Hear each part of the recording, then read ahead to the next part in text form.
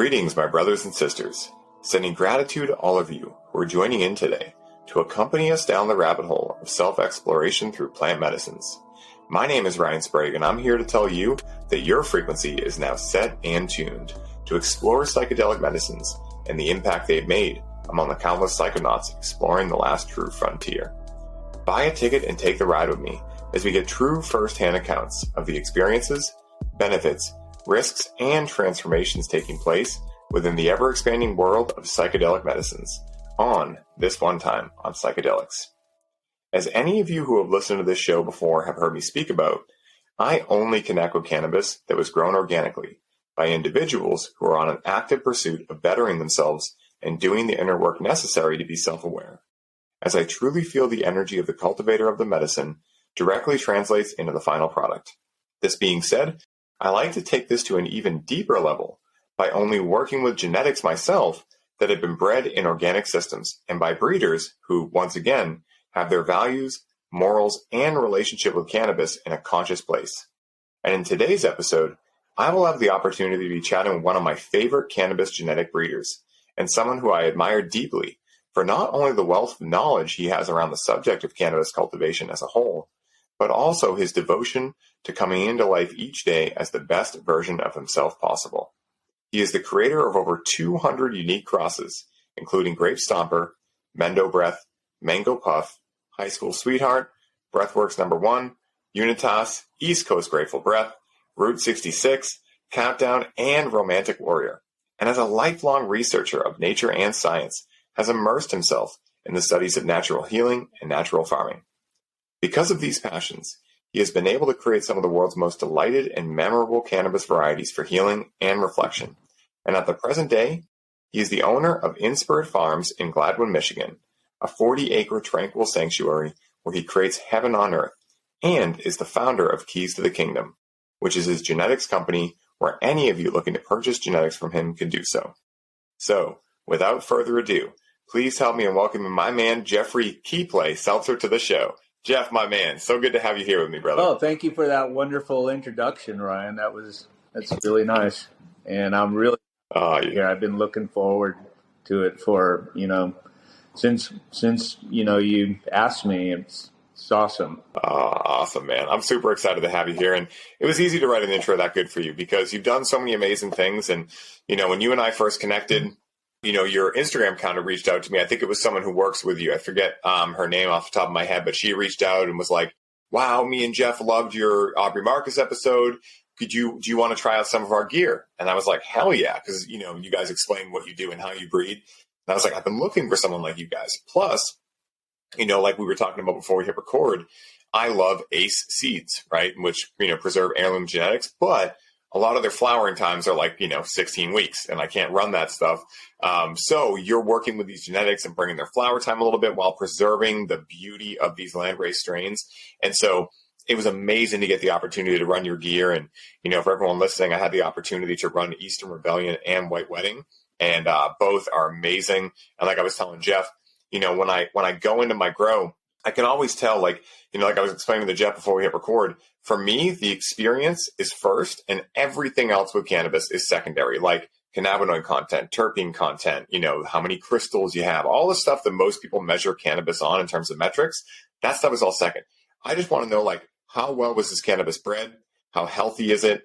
What is the experience I have with it? And if I have a beautiful experience, I don't really care what it looks like. I don't care what the tack is. I don't care about any of that stuff because I think that's where a lot of people have recently just kind of missed the mark, right? They're so caught up in the quantitative measures that I'm like, do you actually like that stuff? It's 37% THC or whatever the hell it is.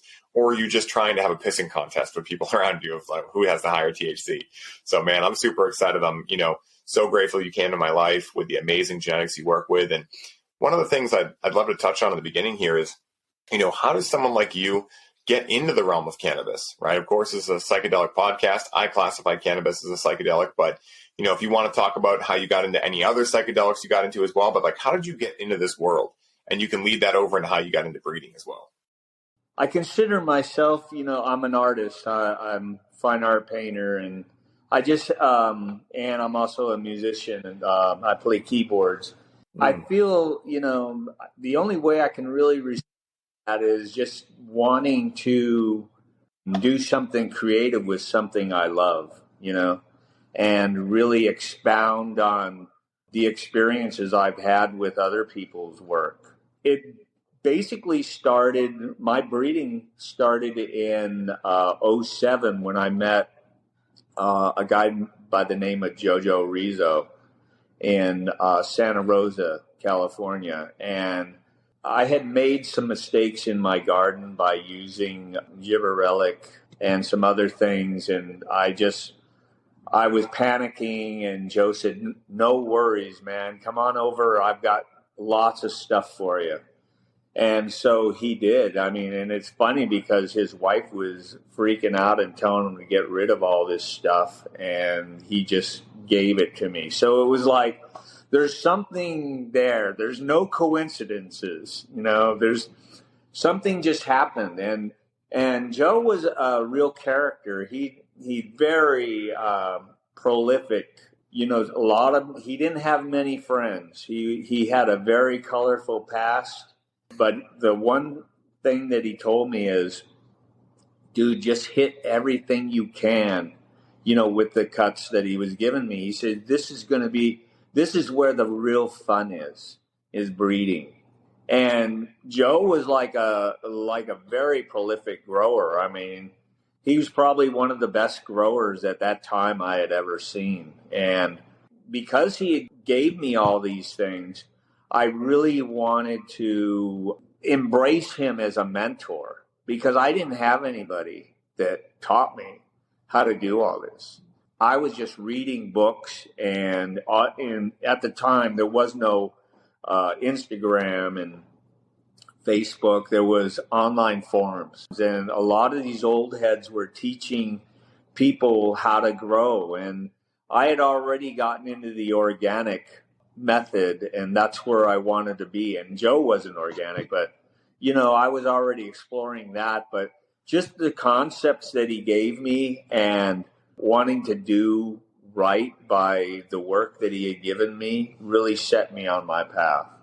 So I made a lot of mistakes, not in the sense that my stuff was harming or bad or anything like that. It's just that I didn't have the mindset for organization. And to tell you the truth, some of my first really top-notch strains were actually mistakes.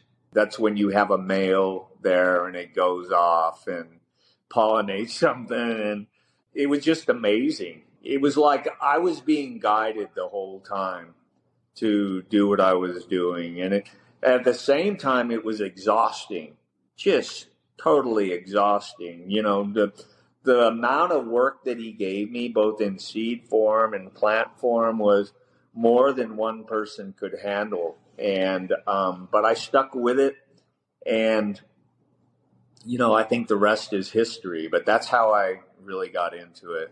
That's so cool, man. I love hearing these stories, because for me, right around, I think it was around 2011, right around there, right when it was about to be medical, that I started really getting on forums, maybe 2010.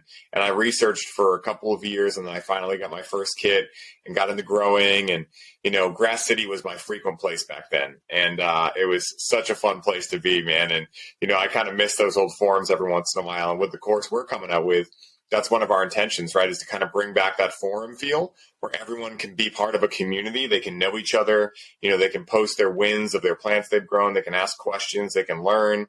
We can have people like yourself in there to do little pop-up workshops and, just allow people to feel connected, because what I really feel cannabis is here to do, it's here to do, I think, quite a few things. But one of the biggest things is remind us of how important connection is and how amazing it feels when we can connect. Right? Just to anything, right? To ourselves first, of course, as always, then to others, to our purpose in the world at large.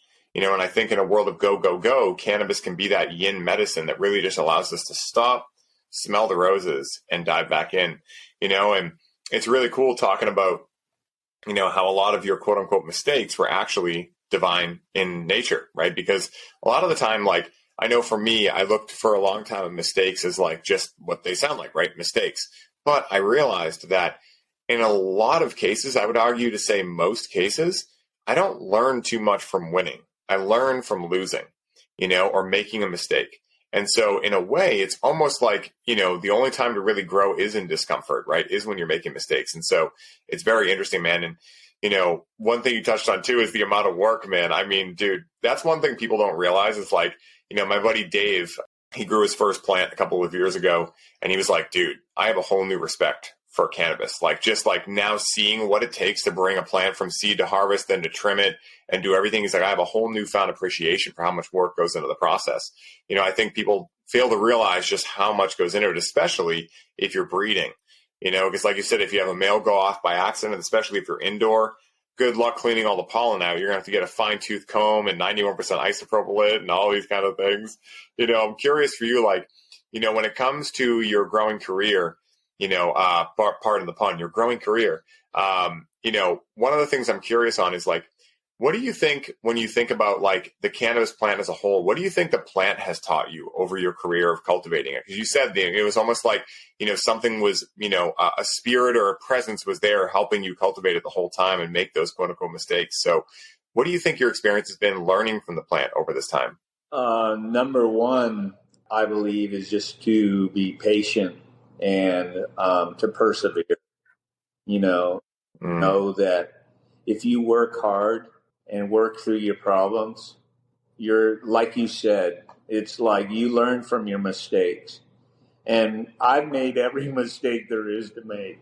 Believe me, dude, it hasn't been easy, and with any kind of working with botany or in the botany field, there are so many parameters and there's so many elements that can go wrong and go right. And to really like have a plant finish as something you're proud of, there's a lot that goes into that, a lot of hard work, and one of the things that I've learned is your plants will love you.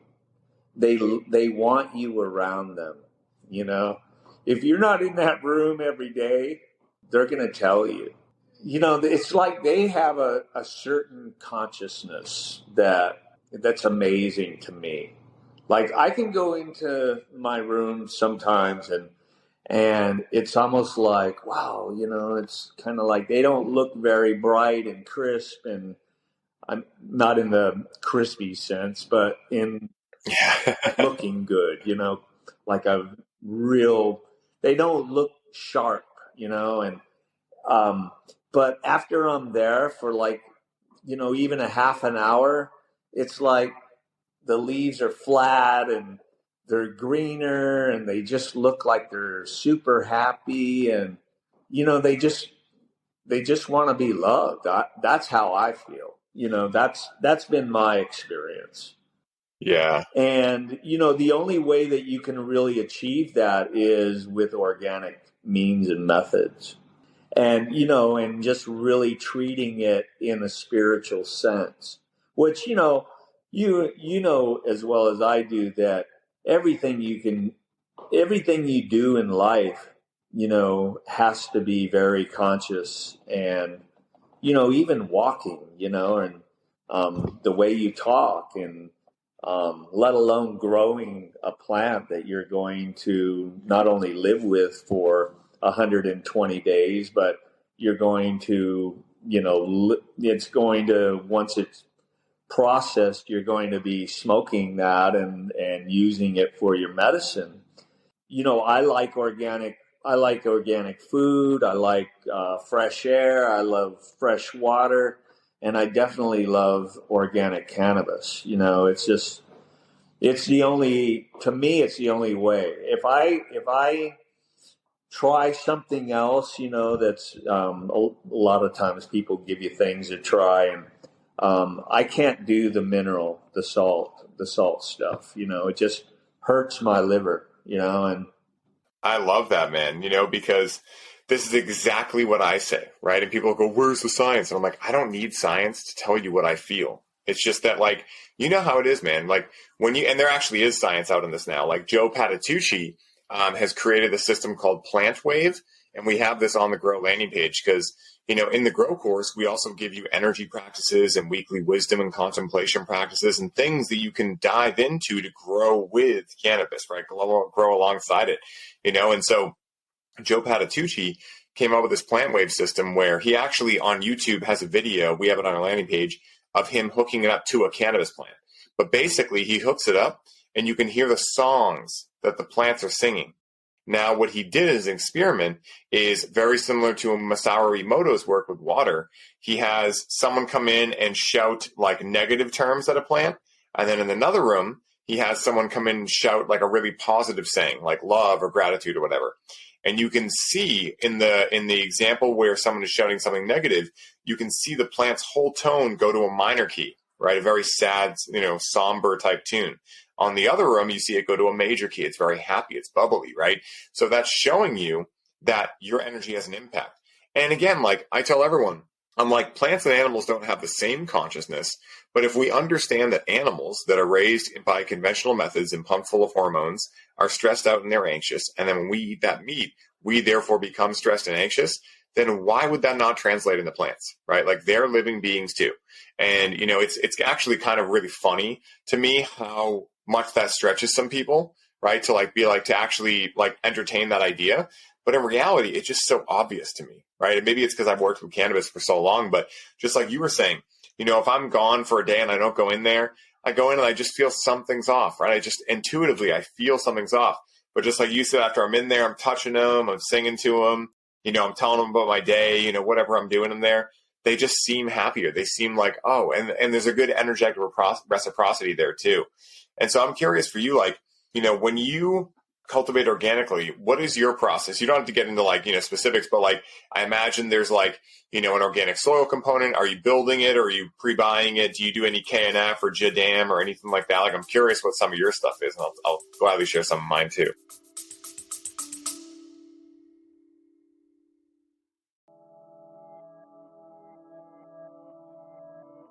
Hey everybody, I hope you're enjoying the show. I wanted to take a quick moment to let you all know that the doors are officially open for the Conscious Cannabis Collective. And as such, this is the last week you can sign up and receive all of the bonuses we're currently including. This is the last time I will be personally onboarding those of you who sign up with a complimentary one-on-one session, and you'll have the ability to get the Grow with Cannabis course for free during this limited time. For more info on how you can take advantage of this offer, head down to the show notes for this episode and secure your spot today, as we only have so many spots left and they are filling up quickly. Now back to the show.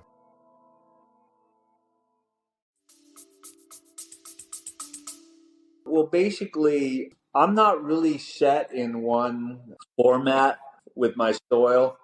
I started off using M3 soil, which is it's a good Michigan soil, but I can use the same pot for maybe 5 times, and I add, down to earth amendments.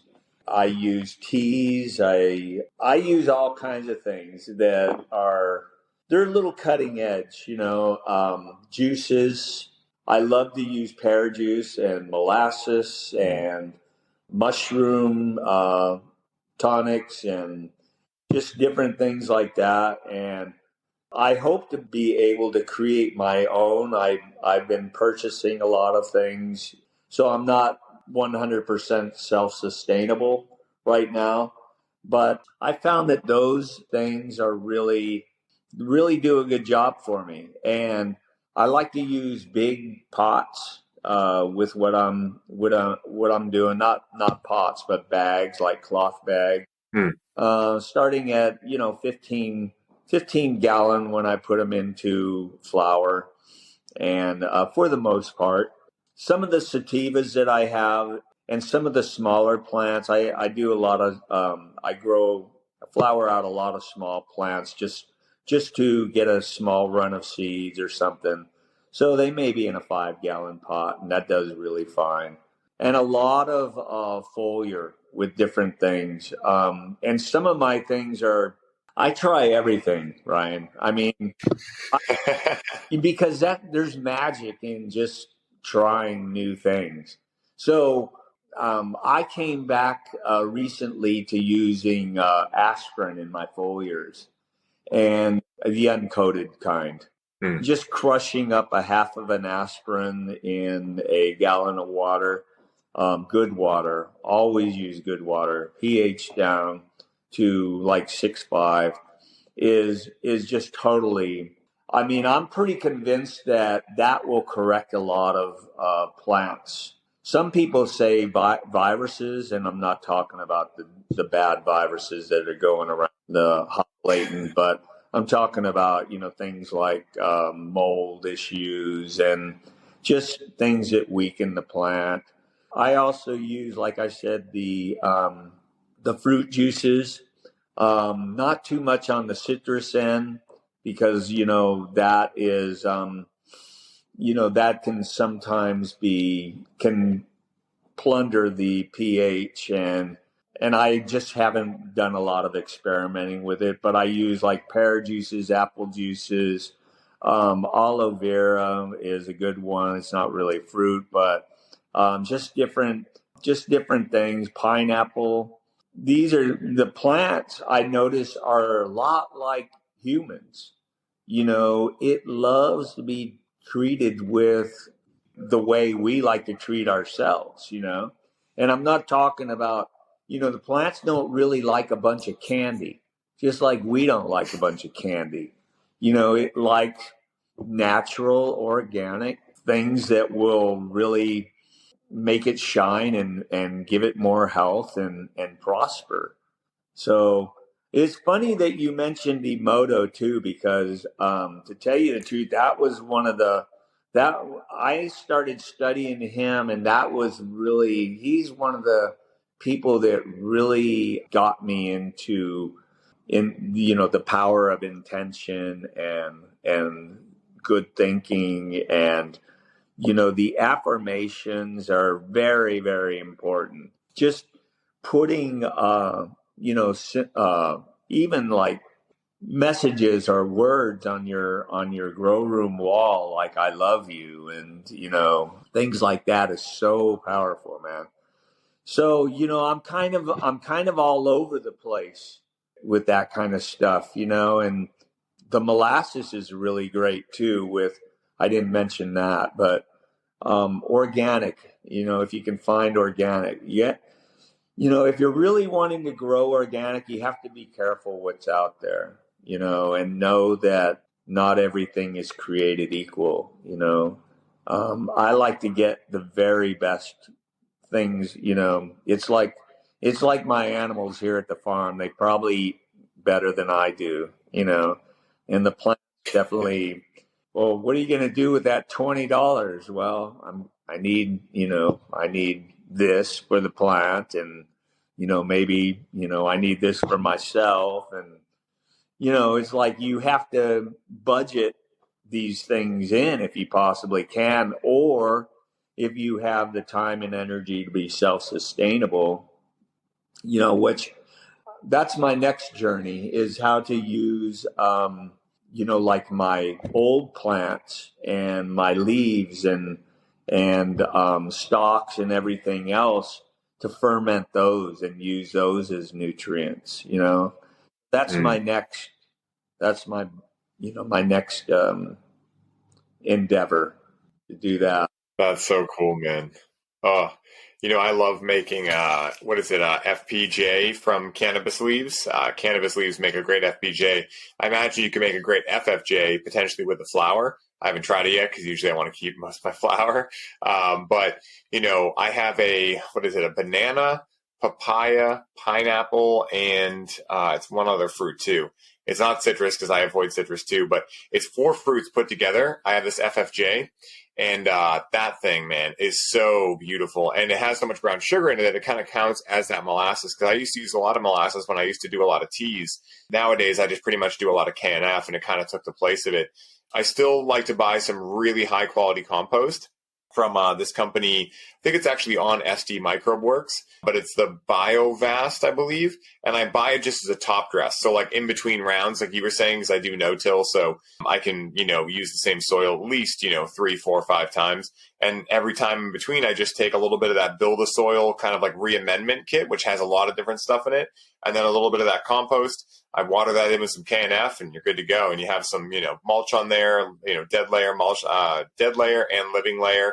And that keeps your pots, going in between so your microbes don't die off. And it's so much fun, man. It's like, I joke about this with a lot of people that, we talk about growing cannabis, but in reality, we're not really growing cannabis. We're cultivating soil and the soil is cultivating cannabis, And so it's kind of that paradoxical thing, right? Where it's like, you'll know if your soil's healthy because your plant will show you, and I think that's where a lot of people get confused, especially, the chemical salts, right? Like, very similar to what you were talking about. It's like, I don't diss anyone for growing how they choose to grow. I'm just saying I discern for what I like. And what I like is based on the fact that I'm very in tune with how I feel on cannabis and with different strains. And when I worked at the dispensary that I worked at, plus, just years of just before, prohibition had ended here in Massachusetts, it was like years of getting, cannabis that was grown with chemical salts. And it was just, it always was so staticky feeling for me. It was almost like it was a very cloudy type experience.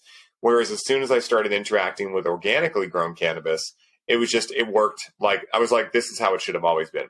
And one of the things I've done recently that I'm super excited to share with you is there's a modality called biogeometry, which is essentially, they call it the design language of shapes. But this guy, Dr. Abraham Karim, stumbled upon an ancient technology that someone else had stumbled into in like the 40s. But as the story goes, these guys in the 40s had figured this out. They had tried to make it work, and like 2 of them had died doing it. So they kind of just hushed it.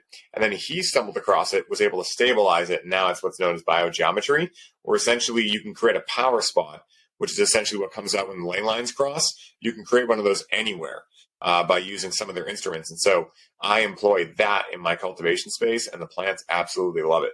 I'm about to put a copper pyramid in there. I like you, I like trying a lot of stuff out. I remember when I was, first going to the cannabis school that I went to, probably about 10 years ago now. And I met this guy who, was, growing since the 70s and 80s. He always swore by giving his plants seawater, not all the time, but like small amounts of seawater. Yeah. And I always thought that was interesting. And now with KNF, obviously, your enhanced ripening formula has seawater in it, right? So it's just fascinating how many people along the way have taught me just little bits that now make a lot more sense. So it's really cool you talk about that. Yeah. Well, my partner, Ashley, she's the one who contacted you. And Yes, Ashley. So I'm really grateful that she did, but she and I have really find the biodiversity fascinating, and we're studying it, and we're going to try it out for sure, because I know that what you're saying is absolutely, it works, you're really onto something there, and you really have something that, like I heard this morning, Aubrey just, praising your product, and it's because you do things like that, and it feels good.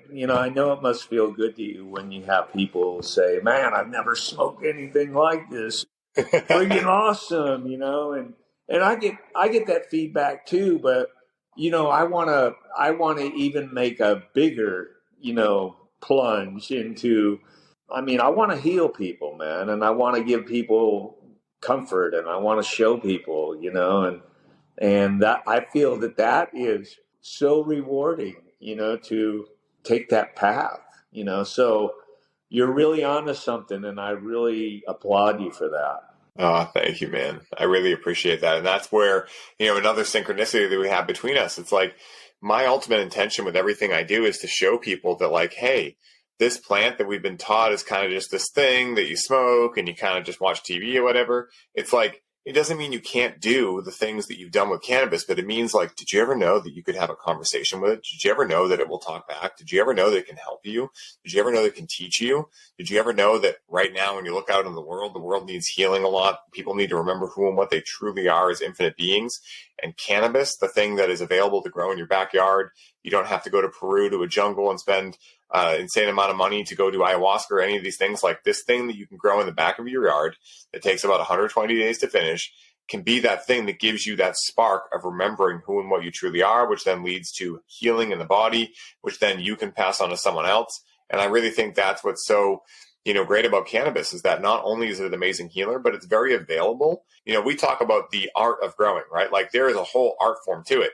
But if someone has good soil and they throw a seed down, they don't need to know a whole lot to be able to grow some cannabis. It might not be the best quality cannabis, but again, like it's not really about that, right? Because to get healing from cannabis, it does not require the highest THC content. It doesn't require, having the nicest looking nugs. It just takes energy, right? It just takes you giving your love to that plant every single day.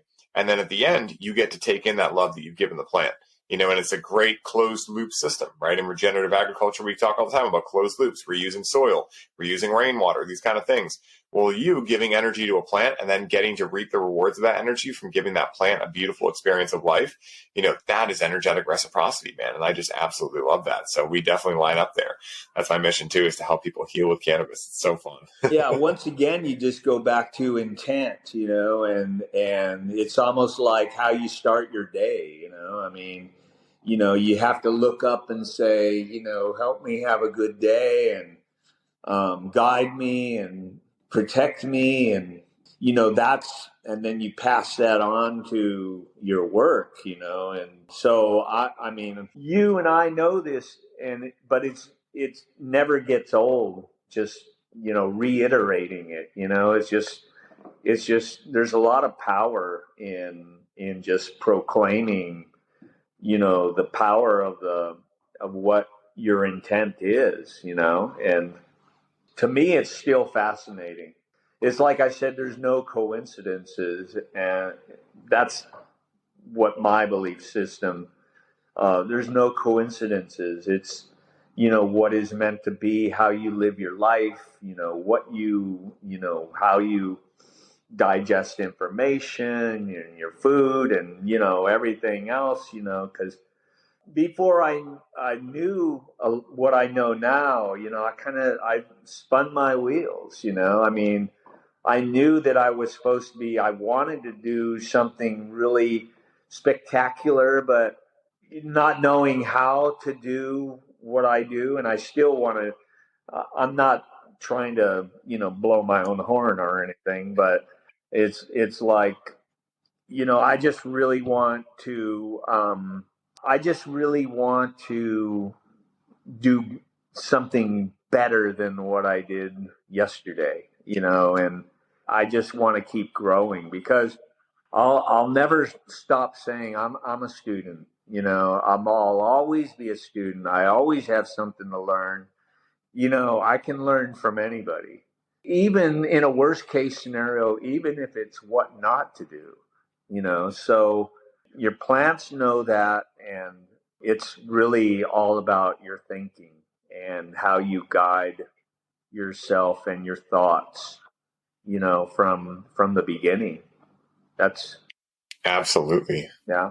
I agree 100% with that. And what's really cool about that, along with just everything about that statement, but I had this, I call them ideas a while ago, and this idea was that, we have a society, let's say today, that is preoccupied with a lot of belief systems put on them by, let's just call it the powers that be, right? So these belief systems could be things such as like success equals a white picket fence and a family and a 401k and the nicest car, and you got to keep up with the Joneses and all these things that keep us so busy that we never really have a second to actually stop and go, who am I?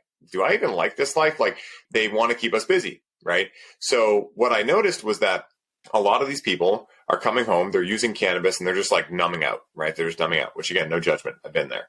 But what if we could teach them, like, what do people want most? They want to save money and they want a better experience with things, right? So what if we could teach them, hey, there's actually this other way you can use cannabis that gets you better results, and you can save money because it works better, right? We can teach you how to become educated to be able to connect with the plant in a way that works just better overall, right? And just keep it simple. Well, now we teach them things like intention, ceremony, this concept of integration, this concept of, the right diet, right? All these kind of things, right? But we put it in the context of this is going to help your cannabis experience be better. So then they start doing these things and they go, wow, yeah, there is some things to this, like I really do understand this intention thing. I really do understand this ceremony. And you go, cool. Now take that same thing and apply it to every aspect of your life, right? So before you get in the car in the morning, tell yourself what kind of drive you're going to have to work. Before you drink your coffee, tell yourself what that coffee is going to do to you and how much you're going to enjoy every single sip. Before you eat your food, give thanks for the food that's on your plate, right? So now all of a sudden, these people, right, these individuals in the world that were already using cannabis, because of cannabis and because of connecting with it in this way, are now starting to live an entire spiritual life, right, as a result of starting with cannabis. So that's my dream, is to really allow people that, are interested in the realm of cannabis. Because to me, if some part of someone wasn't interested in spirituality and the bigger picture here, they wouldn't be interacting with cannabis. They'd just be drinking alcohol or numbing out with pharmaceuticals, right? Like cannabis is a psychedelic, right? So there's got to be something in you that's curious. There's got to be a little bit of rebel in you, right? And so cannabis consumers are the people I look at, because I'm like, listen, I don't push anything on anyone, but I go, hey, if this intrigues you, try it out. And then once it works, I tell them, cool, you just learned the strategies for your entire life, right? Like intention, make everything a ceremony, integrate afterwards, learn from it, take notes, apply it, figure out a better way to live, whatever that is for you.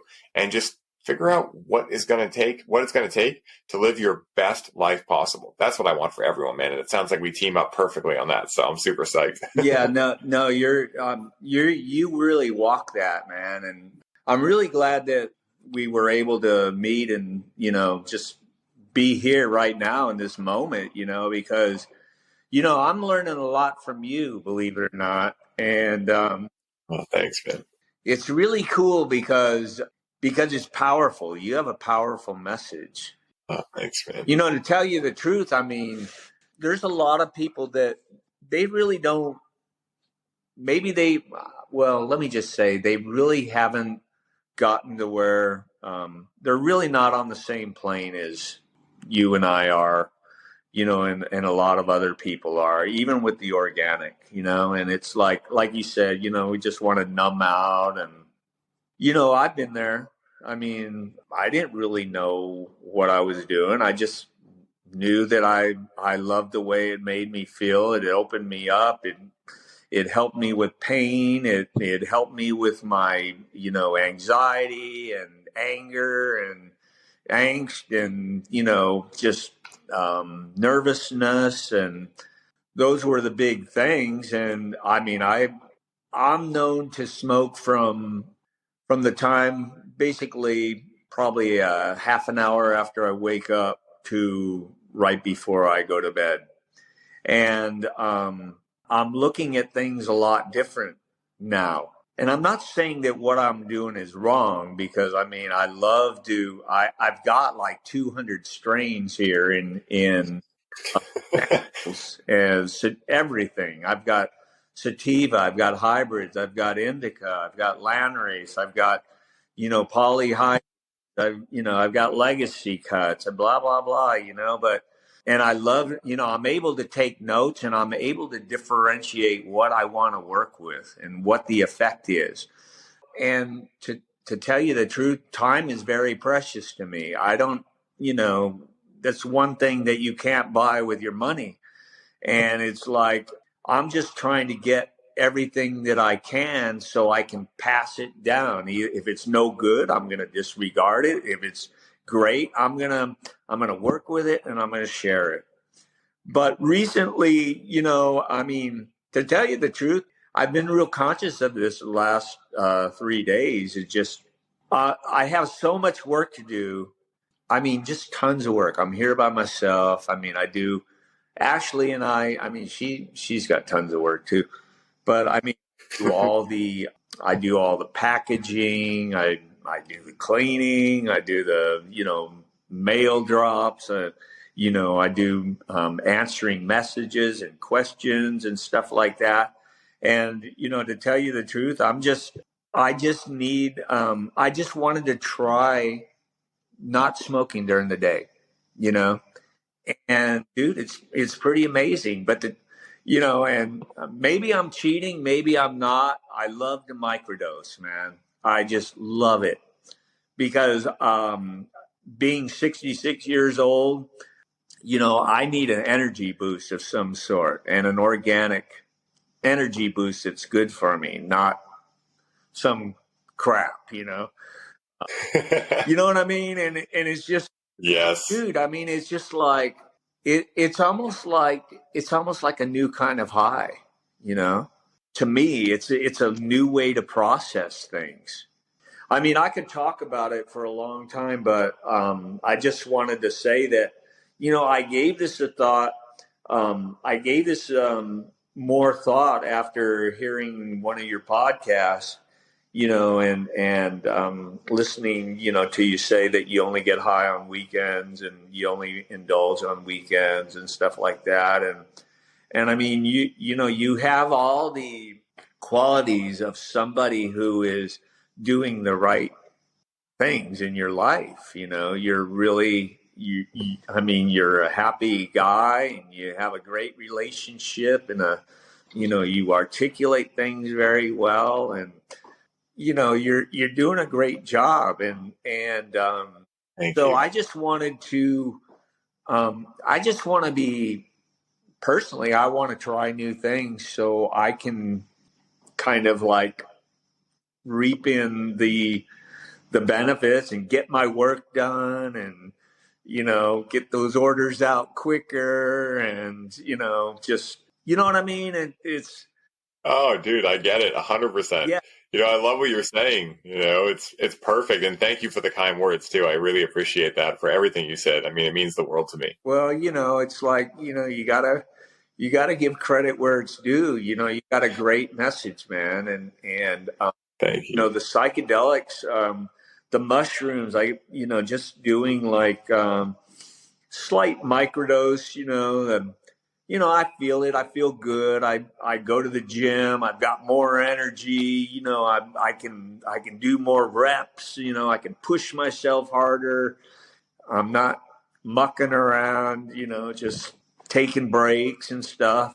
Get my work done, and I go on to the next task. You know, it's really, and I don't really know if I do all that when I smoke my own cannabis, because I get so high. It's good, you know, but you know, I just have something telling me to try different things, you know.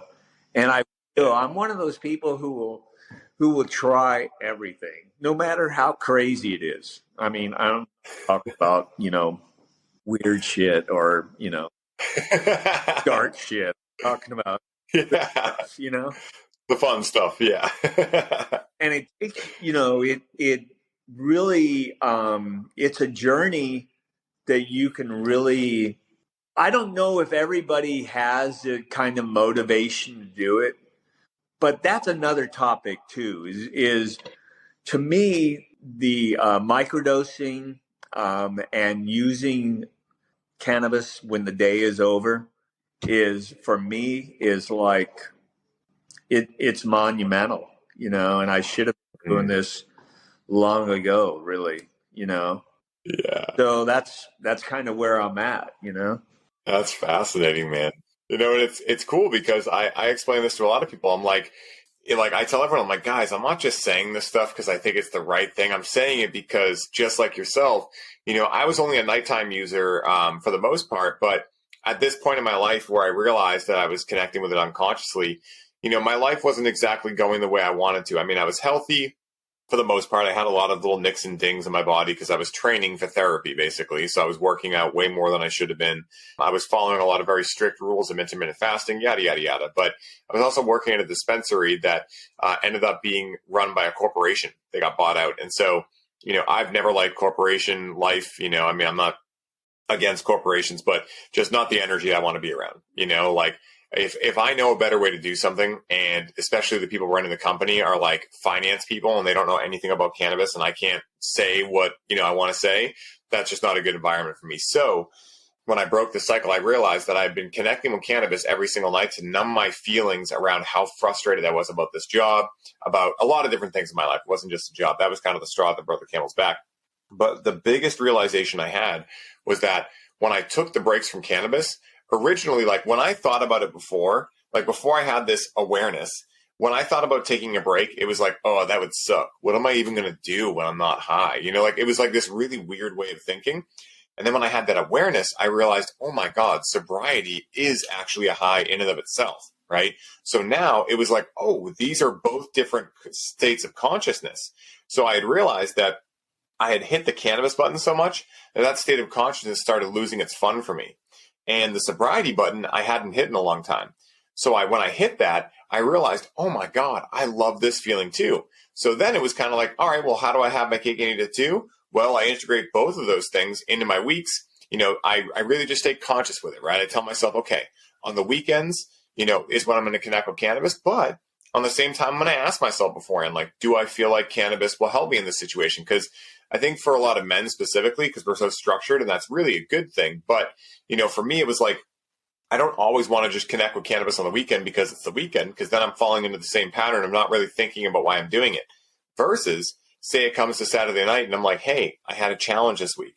Cannabis, can you help teach me what was going on with that challenge so I can move through that and not have to deal with it anymore, right? And actually go directly into that challenge. And it's like, it's so much more fun this way. That's why I talk about it. It's like, I imagine like you saw too, like, I want people to have fun. I want them to get better results, and I want them to have a healthy relationship, both with themselves and the plant.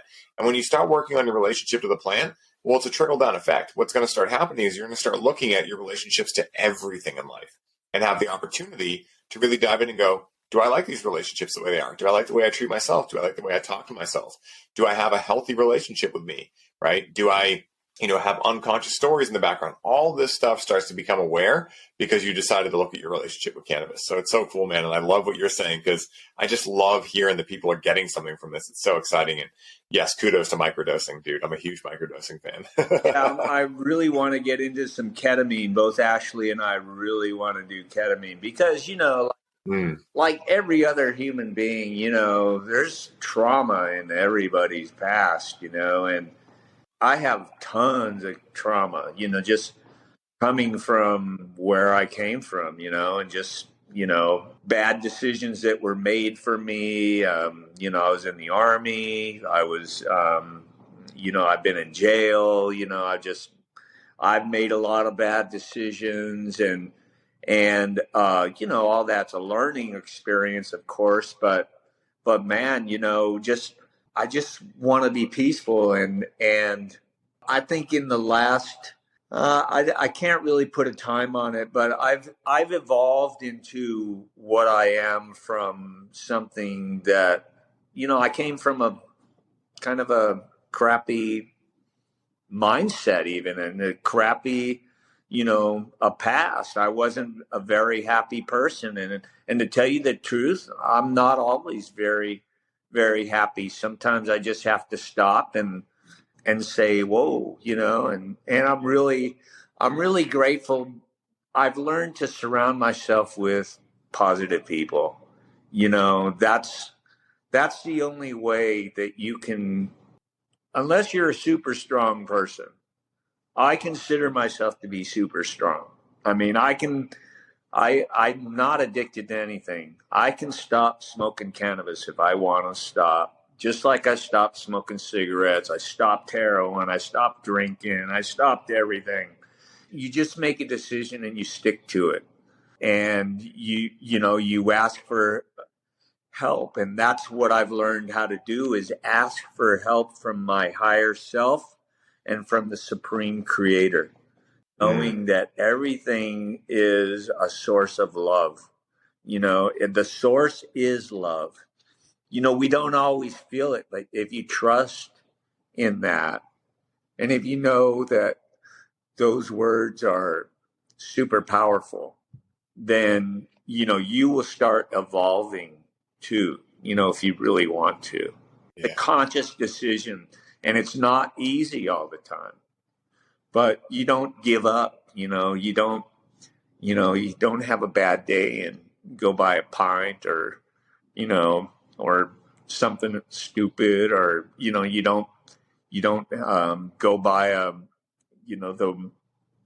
I don't eat meat anymore, so I can't really use that. And you just don't eat bad food if you're really all of a sudden, something looks good. And it's just really having integrity with yourself, And to me, integrity is walking with God, man. Most people don't know what that word means, integrity.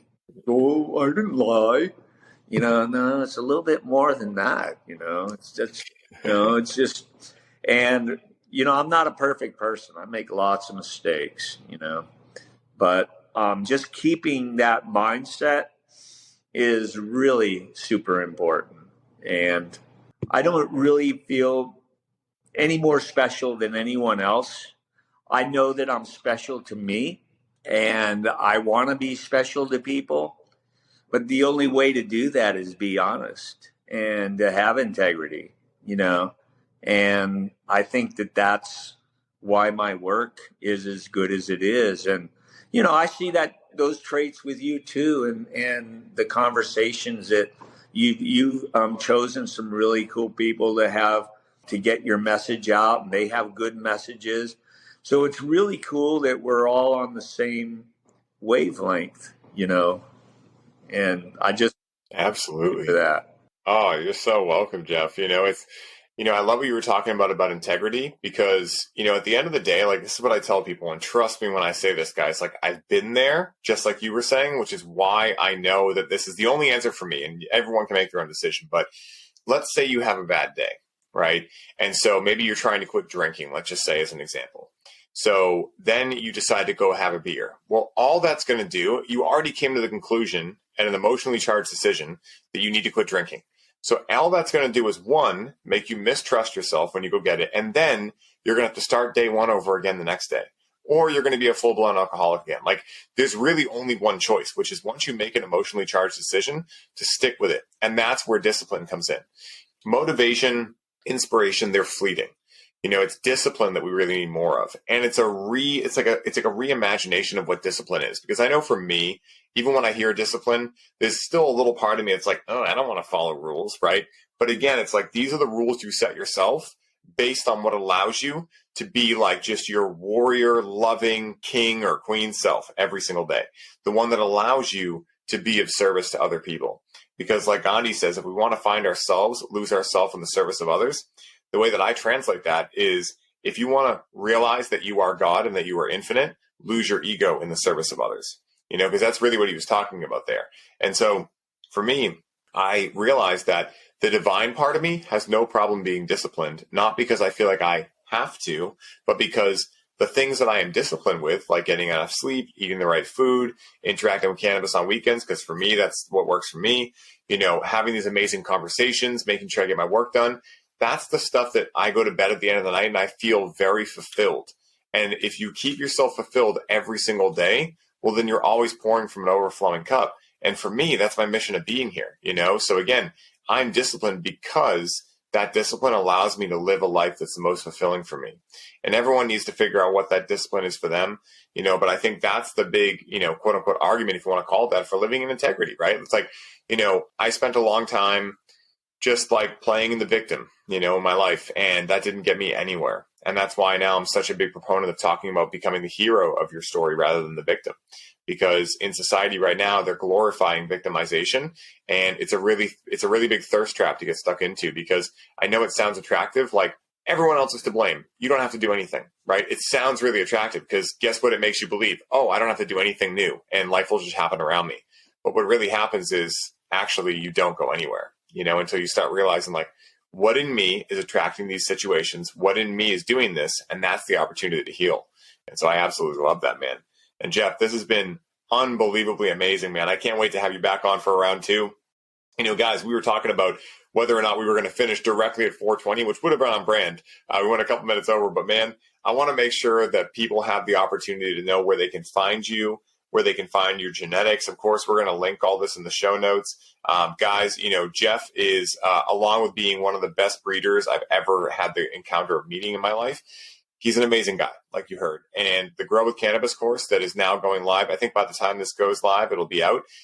Jeff is one of the breeders. I recommended that for very good reason. So, Jeff, where can people find you, reach out to you, connect with you, etc.? Okay, well, I'm at Jeff at Keys Kingdom, that Keys is in Keys, kingdom.com. That's probably the best way to reach me. And I try to respond to everybody who's looking, to learn or have questions or need things. We do have a website, www.keyskingdom.com. There's a menu there of my current genetics.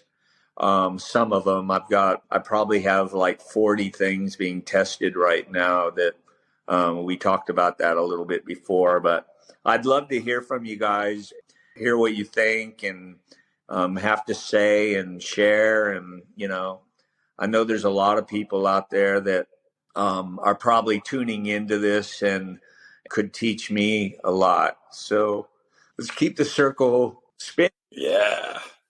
I love that, man. That circle of reciprocity, man. It's like, that's one of those things I keep coming back to, man. So it's so cool you brought that up at the end there. And, Jeff, I have one last question that I ask everyone that comes on the show. And that question is this. Let's say someone listens to this conversation and they're interested in trying psychedelics in their own life. What is the one piece of advice that you would offer them to allow them to use discernment in choosing if psychedelics are right for them in their lives? If somebody is ready for a change and is open to the possibilities and is really trusting in other people such as yourself and me in what they're saying and is valid and true, that it's healing and spiritual and can put you in a extreme focus on something that's powerful. My only other advice would be to don't overdo it, and keep it organic, if you can. Oh yeah, I love that, man. Damn, guys, chatting with individuals like Jeff gives me the opportunity to explore in even greater detail just how much I love the process of working with the earth and utilizing Mother Nature and natural farming methods to cultivate cannabis. Like I mentioned in the intro, Jeff is my number one favorite breeder ever since I dove into his work and had the opportunity to run his genetics in my garden, which, spoiler alert, outperformed all of the genetics I was working with beforehand. For any of you looking to buy the ticket and take the ride into Jeff's world and benefit from the incredible amount of love he puts into his work, make sure to check out the show notes for this episode, where I will be linking his website so that you can take action on that today. Jeff, thank you so much from the bottom of my heart for doing the incredible work you are doing in the world of cannabis genetics, for being a proponent behind how our energy plays a role in the cultivation process, and for taking the time to come on the show and riff with me today. And until next time, my brother, may your journey be smooth and full of light. Aho. Thank you, Ryan, for the mindful experience. I really appreciate you. Love you, brother. Love you too.